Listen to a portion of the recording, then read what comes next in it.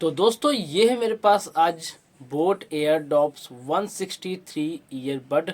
और इस ईयरबड में काफ़ी सारे यूज़र को काफ़ी सारे छोटे छोटे प्रॉब्लम आ रहे हैं, जैसे कि कनेक्टिविटी में प्रॉब्लम, पेयरिंग में problem, one side not working में प्रॉब्लम। तो आज की इस वीडियो में मैं आप सबको बोट एयरडॉप 163 ईयरबड के इन सभी प्रॉब्लम का सॉल्यूशन बताने वाला हूं। तो उसके लिए आपको करना क्या, सिंपल आपको अपने बोट एयरडॉप 163 ईयरबड को रीसेट कर लेना है और रीसेट कंप्लीट होते ही आपका जो प्रॉब्लम है वो भी सॉल्व हो जाएगा। तो इसे रीसेट कैसे करते हैं, तो इसके लिए आपको करना क्या, सिंपल सबसे पहले तो आपको अपना ईयरबड और इसका चार्जिंग केस कम से कम 20% तक चार्ज होना चाहिए। उसके बाद आपको करना क्या, सिंपल यहाँ पे दोनों ईयरबड को इसके चार्जिंग केस में से बाहर निकाल लेना है। तो यहाँ पे हम इन दोनों ईयरबड को इसके चार्जिंग केस में से बाहर निकाल लेते हैं।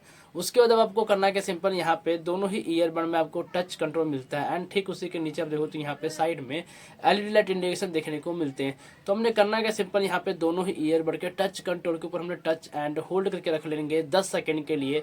तो यह हमारा दोनों ही ईयरबड में रेड लाइट ब्लिंक करके बंद हो जाएगा और ये जो लाइट है बंद हो चुका है। अब आपको करना है कि सिंपल यहाँ पे दोनों ईयरबड को वापस से इसके चार्जिंग केस में रख देना है। तो यहाँ पे हम इन दोनों ईयरबड को वापस इसके चार्जिंग केस में रख देते हैं।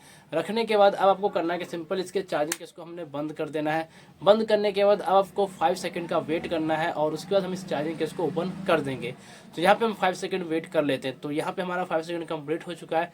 अब हम इसके चार्जिंग केस को ओपन कर लेते हैं। तो जैसे हम इसके चार्जिंग केस को ओपन करेंगे ठीक वैसे हमारा boat airdrop 163 earbud reset completely done हो जाएगा। और अब आपका जो ईयरबड है वो ऑटोमेटिक ऑन होकर पेयरिंग मोड पे आ चुका है। अब आप इसे अपने किसी भी मोबाइल डिवाइस के साथ इजीली कनेक्ट कर पाओगे। कनेक्ट हो जाएगा। यूज़ करने के बाद आप चेक करोगे तो इसमें जो भी छोटे छोटे प्रॉब्लम थे वो सब सॉल्व हो चुका होगा।